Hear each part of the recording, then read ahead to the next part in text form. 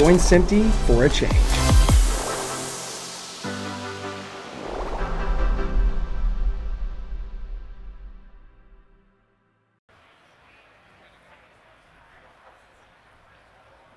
Hello, good afternoon, everybody. Hi, I'm Chaitanya. I'm the Vice President and Business Head of India's Premier Film School, and we do a lot of work in the immersive space. So I thought I'd take this opportunity to share with you how we've encountered that the immersive industry. What is the immersive industry, and what does it do to enhance both content creation as well as consumption, right? So, without further ado, let's get to the point, or the sphere, since everything is immersive anyway. What is immersive? Immersive is basically the fourth content consumption platform. You have cinema, you have television, you have OTT, and the fourth one is immersive. Now, the immersive industry is currently being split up and known by many ways and many names. You have virtual production, you have VR, you have MR, XR, you've got the metaverse and all those things, but essentially they're all part of the same family. They're all part of the immersive world. So if I ask you because of the noise. So if I ask you what started first, our journey towards the digital OTT content or a journey towards the immersive industry? What started first? What would your gut answer be? So typically the gut answer is OTT streaming, right? Because, internet started and that's when it started. But that's actually not true. Our journey to the immersive industry started much earlier because everything that we've done in the world of cinema has been to draw the viewer inside the content. Whether it's larger screens, better quality projection, surround sound, those seats that shake and wobble, all that is basically drawing the user inside the content, which is now what the immersive industry is doing. And that's what you need to understand, that this is not a new thing. We've been doing this for 50, 60 years now. And once you get that, then you understand that how much of a natural progression it is to all the other three kinds of content that we've been consuming, right? And because immersion is so important, content experience is important. So for a lot of people in the last century, just watching content was enough. But the kids of today, they don't want that. They want content to be convenient and cool and affordable and available whenever they want, and etc., etc. And as usual, the market has responded, and the market has created what you call enabling technologies to give that user experience, which is also what lends itself to the immersive world, right? So what is this talk about immersion? So if I ask you how many senses do humans have, what would your answer be? 6? Okay. Anybody else? Anybody's got another answer? 27. In reality, we have 27 senses, and high school biology has not caught up with that, right? And essentially these are the 5 primary organ-based senses, but actually we have 4 perception-based senses and 18 more organ-based senses. So these are all perception-based senses and organ-based senses. And I mean, the reason for this biology class is because immersion is a perception-based sense, right? Which is basically biology's way of saying we don't know how it works. We understand very little of the human body and even less of the human mind. And immersion is something which is a direct link to the human mind, right? There's multiple types of immersion. So there's spatial immersion, which basically means if you see a photograph or if you see an image or you watch a video, you feel like you're part of that world. That's spatial immersion. There's temporal immersion, where if you're watching a story or you're reading a book, you feel like you're part of that storyline and timeline, right? There's spatio-temporal immersion, which is both. And there is emotional immersion, which is what basically the bedrock of the film industry is. Where if you see a kid crying on screen, you feel like crying. Why? It's because you have a well-developed sense of emotional immersion. And this is what enables the transition from just content to content experience, right? So where are we in the journey of the immersive ecosystem? And again, I'm going to flip through the next few slides very quickly, just to give you a fact that this has been developing for a while now. So this is what is called the Gartner hype cycle. So Gartner releases a hype curve every year, on which they plot multiple emerging technologies. This is the one for 2015. And you see a lot of what we're talking about today was already at somewhere on the hype cycle, whether at the innovation stage or at the peak or at the trough or at the slope of enlightenment, right? And as you go over the next few years, some of the things move through the hype curve and move off the hype curve, and some things continue to be on the hype curve, right? So you see there's a lot of 2020, this is 2021, this is 2022. So you see a lot of the metaverse related things are active now, whereas a lot of the other virtual production and VR related things have come and gone over the last 5-6 years, because they've done the journey of the hype cycle, right? So what do we do in this immersive world? Basically, we do the same things that we do otherwise. We entertain ourselves. We use it as a consumption platform, and we use it as a production tool. So if you look at experiences, you've got cinematic VR, you have live streaming of virtual reality, concerts, sports, etc. You have gaming, and you have e-tourism. For people who can't travel, immerse themselves in a VR headset and travel to various corners of the world, get a great experience. The second is the platform, right, which is what we call the metaverse. Metaverse is essentially an immersive platform that allows people to do multiple things.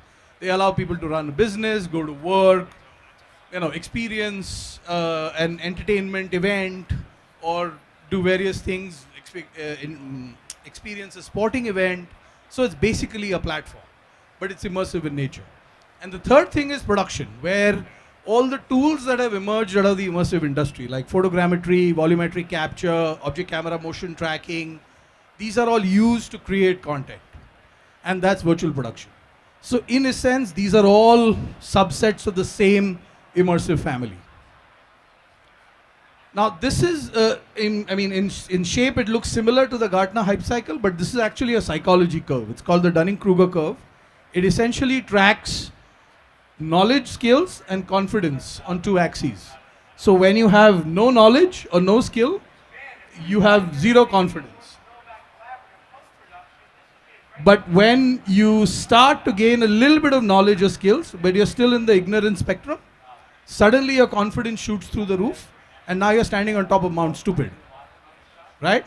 And then you learn a little bit more, and you realize that, oh God, I don't know anything. So then you crash into the valley of despair. Then, wisdom starts to set in, and then you get onto the slope of enlightenment in order to do something more normal and sane. So this is where the various parts of the immersive industry are on the Dunning-Kruger curve, right? You've got metaverse is still around here, still bordering, it's still going up the ignorance mountain. Virtual production is pretty much on top of the ignorance mountain right now, because a lot of people think they can wake up one morning and walk onto a volume stage and shoot something. That's not possible. You need at least, 3 months, if not more, of prep before you show up on a volume stage to shoot something, right? And very soon, all these people will realize how to actually do virtual production, and they'll come back onto the path of wisdom. Cinematic VR and augmented reality have already gone through the valley of despair, so they're now, looked upon in a more sane, in a more logical, in a more normal manner. These are also some various elements of the metaverse which exist, which are at various stages of the hype cycle, right? Now, is the immersive platform unique? Or, why are we calling it different? Why can't it sit along with cinema or along with digital? Because even the immersive content, everything basically is pushed through the internet. So why is it unique? So it's primarily unique because the key characteristics that it has are very different from any of the existing platforms, right? So if you look at when it started, so cinema started in the late 1800s TV started in 1930s, digital started in the 1990s. And what is the narrative influence, visual influence, audio influence, and immersive impact? Whereas if you look at the immersive industry, we don't know when it started because we're not sure. There are various people who say that, oh, I did it in 1930, somebody said I did it in 1800s, whatever. So let's just leave it as a question mark. But it's actually a medium narrative influence because it's not necessarily a storytelling, a long storytelling format. It's more an experiential format, right? But the visual influence, the audio influence, and the immersion impact are all very, very high. And it's the first platform in our existence to have all these three at a very high level, which is why it's so impactful. So what have we learned, right? Now that we've done all this work and we've done all this research and we've gone up and down the hype curve and we've done all that, what have we learned? So let's basically talk about what have we learned in each of the areas of immersive.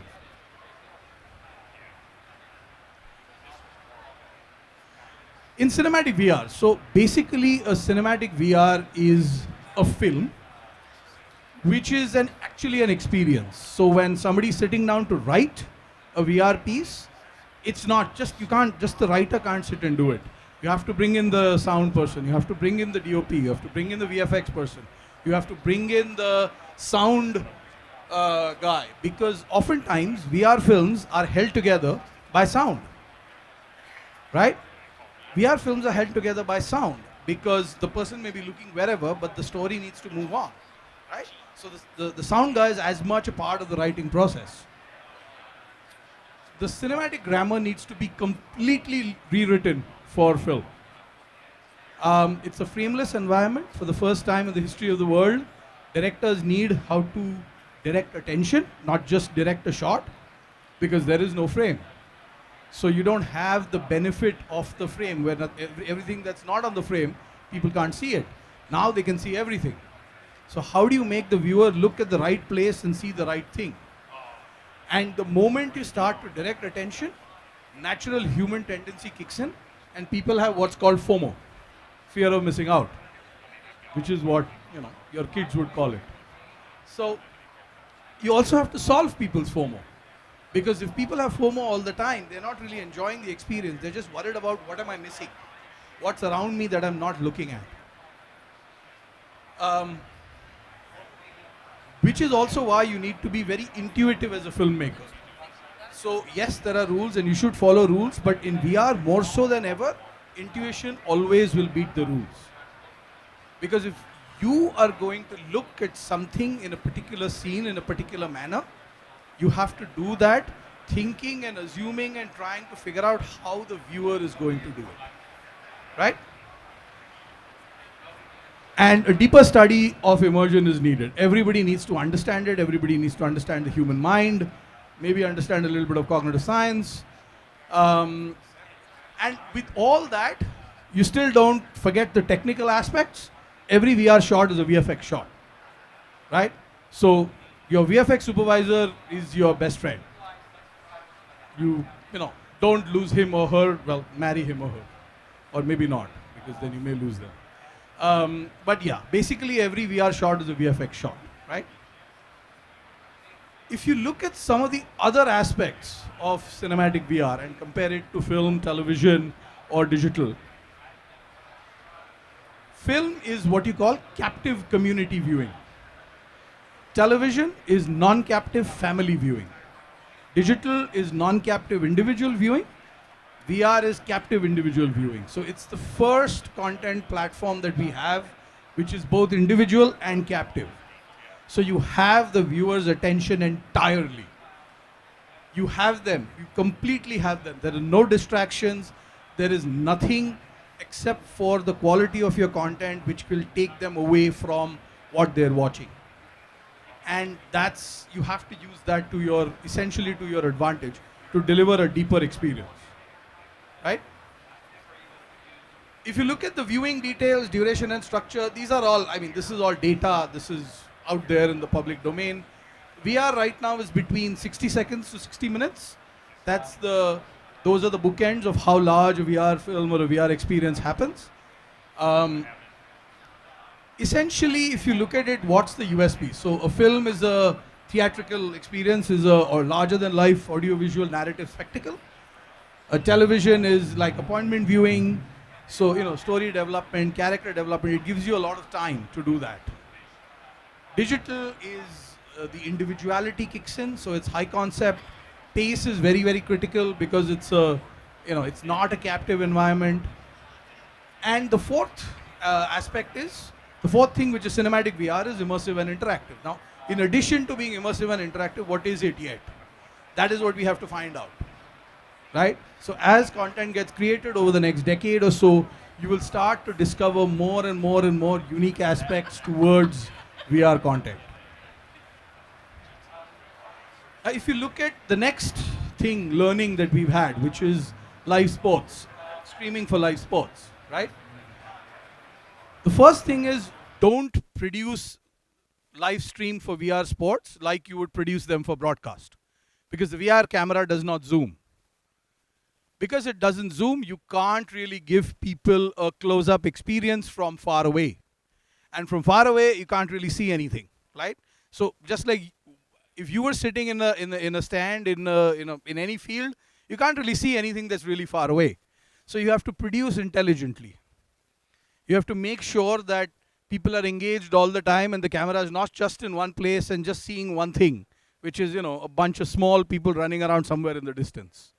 Also, which sport are you picking, right? Don't pick golf, because you can't see the ball anyway.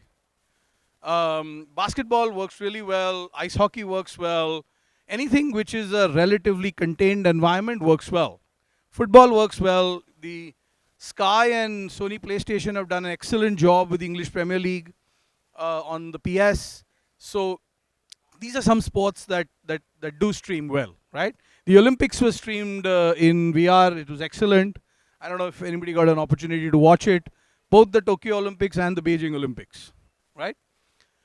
So essentially what you want to do is you want to go back to first principles. The first principles of broadcast are, information and experience. And as long as you can give those in your feed, you've pretty much got 50% of the problem solved, right? After that, it's about how well the sport actually lends itself to an immersive platform.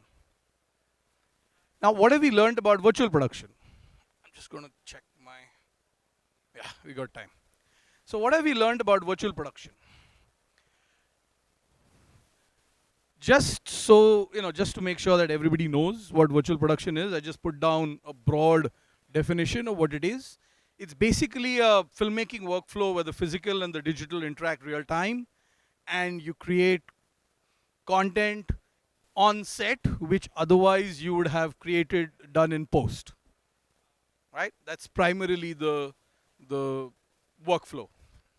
So this is the biggest learning that we've had in virtual production, that you are no longer shooting video, you are capturing data. Because video is always from a particular point of view, but data is data. It exists in itself, in the volume, irrespective of which point of view you are looking at it. And that's what you have to think of virtual production content as. There's 3 workflows of virtual production. You have all CG virtual production, where essentially you don't need to really go on to set. You have on-set virtual production. This is something we've been doing for many, many years. This is the green screen experience. And then you have in-camera VFX, which is the LED volume. Now, the big kind of ways of separating these are on how is the live action content captured? Is a gaming engine really needed? And where is the final output of the shot coming from? Is it coming from the computer or is it coming from a camera, right? So all CG virtual production, the live action has to be pre-captured because you don't have the live person. So you need to do volumetric capture. You definitely need a gaming engine for all CG virtual production, and the final output of the shot is coming from the computer because there is only the computer, right? On-set virtual production, the live action is shot real time. Gaming engine is not really needed, but yes, it adds a lot of value. I mean, we've been doing on-set virtual production long before gaming engines were discovered, invented, created. But yes, now with real-time render, high-quality graphics, it adds value, right? And the final output from the shot is coming in from the computer in on-set virtual production, because it's essentially taking all the digital data, it's taking all the live data and putting it onto a bed of a gaming engine or some other platform, right? And the third one, which is the LED volume in-camera VFX, live action is obviously shot real time. A gaming engine is needed for sure. But the final output of the shot is actually coming from the camera, because the camera is capturing the world, the graphics, the foreground, the background, the actors, the props, everything. So this is where you also need to kind of understand the 3 different workflows and which one to use when. Don't always walk onto a volume stage just because it's cool or because it's a new thing, right? Look at your script, look at your shots. Do you really need the volume stage? Right? I mean, yeah, you can go and take a couple of photos there and say you shot the film there, but it may not really be needed. So why are you wasting all that money? So how does one approach virtual production, right? So you understand the workflow first, then you disaggregate it into all of its elements. So you need to get into script breakdown. How do you break down a script for virtual production? It's different than breaking down a script if it's an entirely live action shoot. Because a lot of the things that you would normally do in post, like VFX or plates, in a volume stage, you need to do it in pre. So your script breakdown, your requirements, your prep, your call sheets are all very different, right? You need to start creating your virtual art department assets. So photogrammetry, volumetric capture, object camera, motion capture, performance capture, all these things you need to start understanding. Then you get on to your camera choice, lens choice, object camera motion tracking solution. Then you start looking at what do you do on set. So how does it all come together? Who are the people? Who's doing what? Who's fixing the wall? Who's running the game engine? Who's doing the lighting? Who's doing kind of making sure that all this is integrated and there are no frame drops? Who's doing the data management? Because there's a lot of metadata that comes out, right? And more importantly, you understand all this and then understand the skill sets needed for all of them, right? So this is a wall chart. It's pretty much the only wall chart that exists for virtual production at this point of time. It's been put out by SMPTE, Society of Motion Pictures and Television Engineers. It's on their website. You can go and have a look at it. It gives you the entire workflow of virtual production. Each section, from script breakdown to VAD to data management to what to do on set and how to finish. These are the members of SMPTE's Rapid Industry Solution that have put the wall chart together, right? So there are both organizations as well as individual contributors. I was part of it. This is our logo. So the point of this is it's a resource that's free for everybody. You can get onto the SMPTE website. You can download the wall chart. You can start to refer it on a regular basis as you produce. The second version of the wall chart is on its way, where the same wall chart will become active, where very soon you'll be able to click on each of these, and what will open up will be a list of educational material that various people have, all the contributors have contributed, which will help you to learn about this. So definitely will beat a Google search, because when you Google search, it'll just throw marketing material at you, not really learning and educational material. So hopefully in about 3 months from now, you should have the active version of this wall chart on the SMPTE website, so smte.org.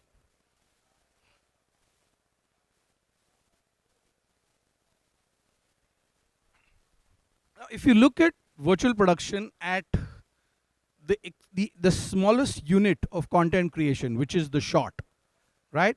How would you break down virtual production at the shot level? You essentially have a bunch of action assets. Now, an action asset is essentially anything that moves while the shot is being taken, right? If it moves while the shot is being taken, it is an action asset. And then you have the world, which is the world in which the shot exists. Now the world doesn't move, but your point of view of looking at the world changes, right? Now the world can be a real set. It can be a real plus virtual blended set with XR and what lovely people at Disguise do. It could be a photogrammetry set. It could be basically a green screen or an LED on which you're replacing it with any kinds of these sets which have been created. All this and the action assets is brought together on a gaming engine, which is virtual production enabled. Virtual production enabled basically means real-time capture of camera, object, motion tracking. And once you've got this, pick your output format and start to render. It's anyway real-time render. So mostly people currently are outputting in flat screen video, 2D or 3D, but we haven't really got to 360 VR video or 6DoF volumetric experience yet, but yes, it will come in, and some people are doing work in these areas as well. But remember, it's the same workflow. And most importantly, understand that virtual production is not meant just for large projects, right? In fact, the biggest value that virtual production adds is actually on smaller projects, because if you're making a $200 million film, you have all the money to go and do VFX in post anyway. Then it's just becoming an efficiency thing for you. It's helping you to do it in fewer days or in less time. But if you're doing a $20 million, $10 million film, then actually say half a day or a day on a virtual production stage will really allow you to take great shots and augment the production value of your film, right? And that's how you have to start to look at it. You have to look at virtual production as something that will add value to your content. Don't try and shoot every shot on a virtual production stage, right? It really makes no sense. In fact, there's we've put together a pretty long flow chart, a decision-making tree on, the next slide is opens it up. So, which basically you start off with, should this be on a volume? And then you ask questions. And apart from one answer, all of these are no, right?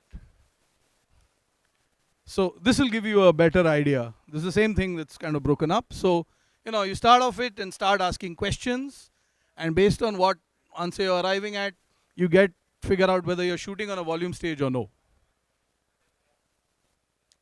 Okay, so all this was good. There was too much positivity going around. So let's talk a little bit about what are the problems.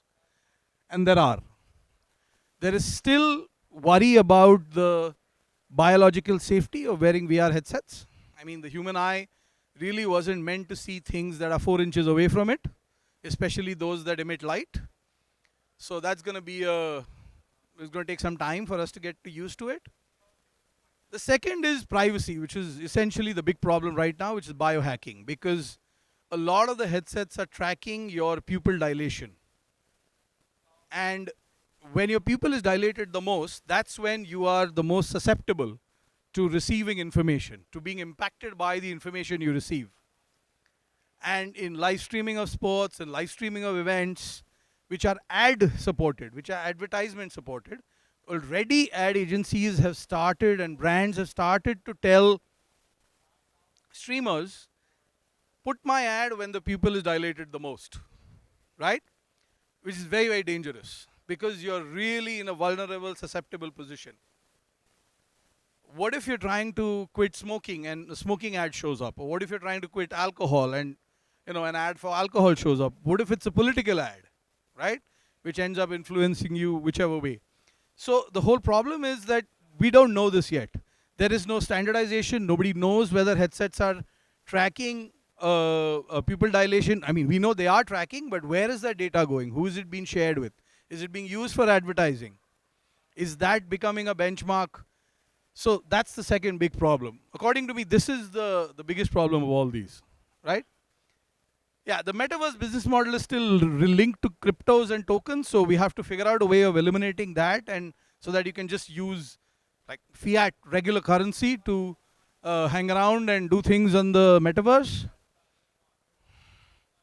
The virtual production pipeline is still too scattered. There's very little standardization. Hopefully at SMPTE we will do a little bit of that. Once the rapid industry solution is over, then we'll get down to standards for virtual production. And the judicious or the lack of judicious use of virtual production is the next, the last of the problems. Now, once you've gone through all the problems and solved them, is there money at the end of this? Yes, there is.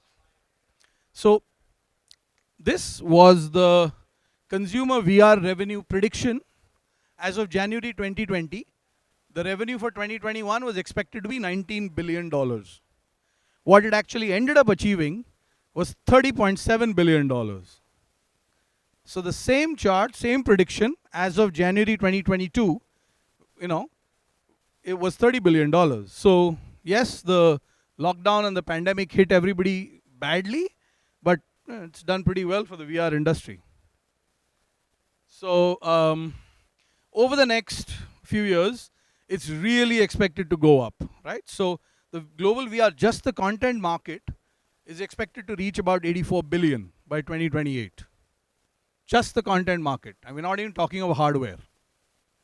So, those of you who are keen, get into it. This is the virtual production forecast. So, in 2021, the world spent about $220 billion creating all the content that was created around the world, out of which $1.5 billion was spent on virtual production. Over the next 7 years, that is expected to go up to about 50 billion. So again, yes, there is money at the end of this. And there's some more good news, right? Which is basically there is consumer interest in VR. So Greenlight is a pretty good research firm. They asked a bunch of people, would you want to watch X in VR? So would you want to watch movies in VR, live events, live sports? So everybody that they asked for, 75% said yes. But out of those, the people who actually were existing users who had headsets of their own, they actually, 87% of them said yes. So there's a 12% delta, which leads you to believe that VR is not a letdown. It not only meets expectations, it exceeds expectations. Right? Which is why the percentage of people who use it, it's higher for the people who use it who say, yes, I want to try it again. Or I want to try it. Right? Same thing for live events. The delta is pretty much the same, 12%. For live sports, it's actually much more. It's almost 20. Because it's hard for you to visualize right now how live sports can be in VR. It can actually be pretty good. Right? It can be really immersive. So this is really good news. You can go into the Greenlight Insights. They have a pretty nice website where they put out a bunch of reports. Headsets are becoming sleeker, thankfully. We are no longer wearing a shoebox on our head. And we have decent competition in VR, finally. Right? So you've got Meta and Oculus, you have ByteDance and Pico from China, you've got Apple and, whatever. The reason why I said Apple headset image not found is because there are a lot of leaked images on the internet and none of them make sense. And the fourth is the one that's coming out of India, which is Reliance Jio, which is right now the world's largest telecom network. It has 500 million people, all of who are either on 5G or 4G. So currently there's a live stream of VR, of a beta going on in India of something called the IPL, the Indian Premier League, which is the cricket league in India. It's the world's second most valuable league after NFL. And because it's India, it's a small beta of only 1 million people. Right? It's India. So everything is scale. Because the regular stream is watched by about 45 million. So 1 million is okay in VR. So, and the beta stream is always full. right? You almost always don't get in because there's already a million people watching. So basically, in summary, you have to make the journey, fail repeatedly, fail fast until you stop failing, right? Thank you. Do we have time for questions? 5 minutes. Oh, good. I mean, you don't have to ask a question like that. We can just sit and chat. That's okay too. Yeah. What was the methodology of the Dunning-Kruger curve, where they placed it? The industries on the Dunning-Kruger curve. So What was that methodology? yeah. So Dunning-Kruger, it essentially looks at 5 things: societal adoption, how many businesses in that particular industry have come up or shut down. It does a sentiment analysis of key keywords on the internet. So it takes 8 or 9 different factors into equation when it's tracking any of the any industry or any concept or any idea on the curve.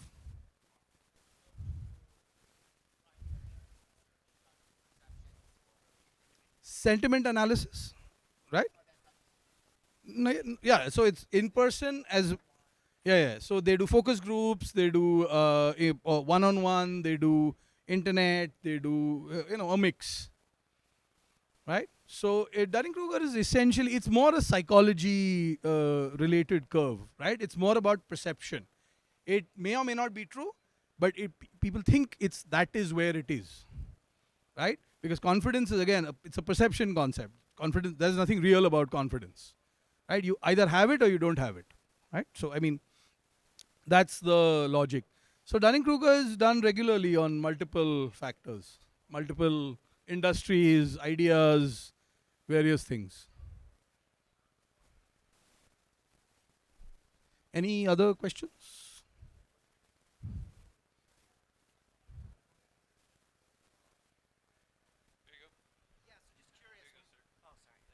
So when we're talking about a lot of these production content workflows, I've noticed that there's not really much discussion done around like the benefits that it brings to the workforce. And in many other industries, we talk about, there was the great quit, right? The workforce has grown considerably in terms of their, let's call it buying power, for lack of a better word. But being that this is traditionally a gig economy, I'm curious to know from your perspective, you're not talking about the workforce benefits, and to that end, what are we seeing in terms of the workforce and their authority and influence and power to, shooting on a virtual production stage offers the opportunity to catch, golden hour at any hour, right? There's all the benefits, but we don't talk about that. I don't see anybody. So curious. So one of the reasons why I didn't put it in, it was one of the things that we looked at the school.